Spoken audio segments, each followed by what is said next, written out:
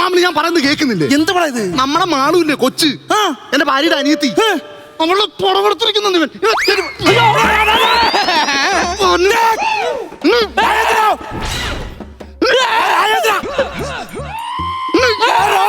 ചുമ്മാ എന്താ മാമ? തള്ളവരത് കാലറാതി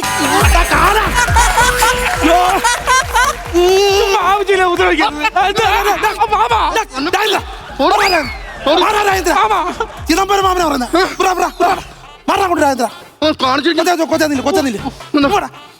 തലയ്ക്ക് വിളി കൊണ്ടടാ, തലയ്ക്ക് വിളി കൊണ്ടടാ. എന്താ കാര്യം? വല്ലയിടത്തുനിന്ന് വന്ന ഇറക്കാനാണ് അവൻ. നിന്റെ ആവേശം ഇനി അവനെ തല്ലി. എടാ ഈ തല്ലും പിടി ഒന്നും ഒരു പരിഹാരമല്ല, അറിയോ?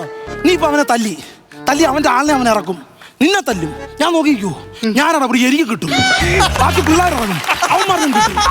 തല്ലി കിട്ടുന്നത് പോട്ടെ, നമുക്ക് കൊള്ളാം. പക്ഷേ ഈ വിവരം നമ്മുടെ അവിടെ ബന്ധുക്കൾ വന്നിരിക്കുന്നു. ഇതറിഞ്ഞ് വിഷയമായാൽ പെങ്കൊച്ചിലാണോ നടക്കരുത്, നമ്മുടെ കുടുംബത്തിലാണോ ചീത്തപ്പേര്? അത് തല്ലും പിടിയിലൂടെ ആൾക്കാരെ അറിയിക്കുമല്ലോ വേണ്ടത്, ഒതുക്കി തീർക്കുക.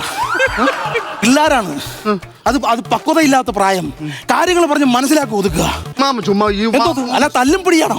ശാന്ത സ്വഭാവം മാറ്റും മാമ. തല്ലും പിടി വെറുതെ ചെറുക്കനെ കയറി തല്ലുക. തല്ലും പിടി ഒന്നിനും ഒരു പരിഹാരമല്ല, സാമത്തെ കാര്യങ്ങൾ പറഞ്ഞ് മനസ്സിലാക്കുക കേട്ടോ. മീശ പിരിച്ചാ അറിയാലോ, പിരിപ്പിക്കരുത് കേട്ടോ. എടുത്തിയാട്ടോ ഒന്നിനും ഒരു പരിഹാരമല്ല അവിടെ ഇല്ല. നീ വേടാ, ഞാൻ അവനെ പോലല്ലേ ഞാൻ നീ വാ. അവൻ വല്ലതും ചെയ്യുവോ വല്ലതും ചെയ്തോ നിന്നെ ഞാൻ വരുന്നതിന് മുമ്പ്? ഇല്ല, ഷോൾഡറെ കയറി പിടിച്ചോളൂ. ഇങ്ങനെ കുത്തി പിടിച്ചോ? കുത്തി പിടിച്ചെന്നെ എല്ലാ രോമം ഉണ്ടാന്ന് നോക്ക്. പിന്നെ വീട്ടിൽ ചെന്ന് ഷട്ടൂരും 5 രോമം കുറവ്, പിന്നെ ഒരു പ്രശ്നം ഇവിടെ ഉണ്ടാവരുത്. ഇപ്പൊ പറഞ്ഞ് തീർക്കും. അതാ ഇല്ല കുഴപ്പമില്ല. വേറെ ഒന്നും ചെയ്തൊന്നുമില്ലല്ലോ. ചെയ്തൊന്നുമില്ല. എന്താ പ്രശ്നം എന്നറിയാമോ? ഇവനൊക്കെ വെളിവും ബോധമില്ല. നമ്മള് സംസാരിച്ച് ക്ലിയർ ചെയ്യുന്ന പിള്ളേർക്ക് അറിഞ്ഞൂടാ, ബുദ്ധിയും വികാസവും ഇല്ല. അതുകൊണ്ടാണ് കാരണവന്മാർക്ക് ബുദ്ധിയും ഈ പിള്ളേർക്ക് ബുദ്ധിയും ദൈവം തമ്മിലാണ് കൊടുക്കുന്നത്.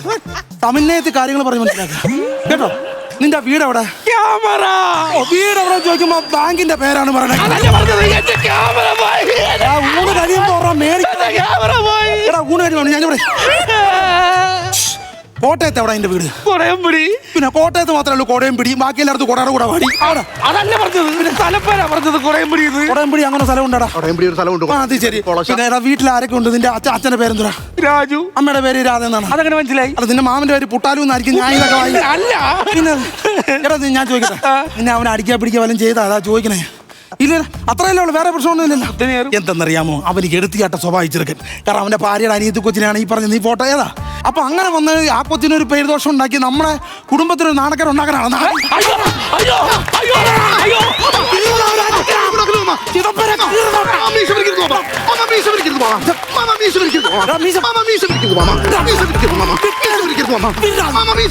എടാ ചൊറിയുന്ന ചൊറിയട്ടാ ഇത് മനുഷ്യൻ.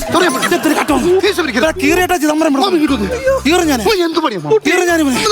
നമ്മുടെ കൊച്ചിനെ ഫോട്ടോ എടുത്ത ഞാൻ നാളെ അടിച്ചിട്ടില്ല. അത് മാമൻ എന്തൊക്കെ എന്തോ പറഞ്ഞു? എടുത്തിയാട്ടം ശരിയല്ലെന്ന്. എടുത്തിയാട്ടം ശരിയല്ല. ഒരു ചാട്ടത്തിന് ചാടി 100 ചാട്ടത്തിന് കയറാൻ പറ്റുമോ? അതില്ല. അപ്പൊ മാമനല്ലേ ചിന്തിച്ച് ചെയ്യേണ്ട ആൾ മാമനല്ലേ? അത് ശരിയാ. സമാധാനത്തിൽ പറഞ്ഞെല്ലാം തീർക്കേണ്ട മാമനല്ലേ? അപ്പൊ എന്നെ കൂടെ മാമൻ ഇങ്ങനെ ചൂട് കയറ്റിയാലോ? ബിപിയുടെ ഗുളി അടിച്ചു രാവിലെ. കണ്ടോ അതിന്റെ കൂടെ ആ മാട്ടർ അമ്മൂടെ കയറ്റി കുടിച്ചു. മാമന്റെ പറഞ്ഞു ഞാൻ ഇല്ലാതെ മാമൻ അടിക്കാൻ പറഞ്ഞു. ഇല്ല അതെ ചോര. അല്ല ഞാൻ എടുത്ത് ചാടുകൂടെ, ഞാൻ അതൊക്കെ എടുത്ത് ചാടിച്ചാണ്. നീ അവിടെ പറയാ, നീ എടുത്ത് ചാടാ. മാമ സത്യം പറഞ്ഞ എന്റെ ചോര തിളക്കുന്നുണ്ട്. നീ ഒരു കാര്യം ചേച്ചി തേയിലയും പഞ്ചറായിട്ടോ ചോരച്ചായ കുട്ടി അവിടെ ക്ലിയർ ചെയ്യാം. സമാധാനം ക്ലിയർ ചെയ്യാം. അതിനല്ലെന്ന് വാ, നല്ലെന്ന് വരാനി ഇങ്ങോട്ട് വന്നു. അബദ്ധം പറ്റിയാടാ വാടാ. എന്തെന്നറിയാമോ, എടുത്ത് ചാട്ടം. എന്റെ ഭാര്യ വസുമതി എപ്പോഴും പറയും എടുത്ത് ചാട്ടം. ഞാൻ കിണറിന്റെ പക്കൽ നിൽക്കാൻ അവള് സമ്മതിക്കത്തില്ല. എടുത്ത് ചാടും, അങ്ങനെ സ്വഭാവം എൻ്റെ. അപ്പൊ ഞാൻ പ്രായം എടുത്ത് ചാട്ടത്തിൽ സംഭവിച്ചു പോയ കൊച്ചെ, പ്രായമായ ആൾക്കാരല്ലയോ, നിന്റെ അച്ഛന്റെ പ്രായമല്ലയോ, ക്ഷമിക്കേ. അല്ല അതിന്റെ എന്ത് സംഭവിച്ചാ, ഇപ്പൊ നിന്റെ വീട്ടിൽ ഇതുപോലെ ചടങ്ങ് നടക്കുന്നു.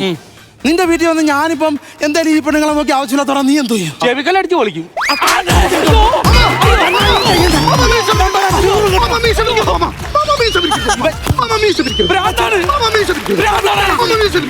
മീശ പിരിക്കാൻ സമ്മതിക്കില്ല.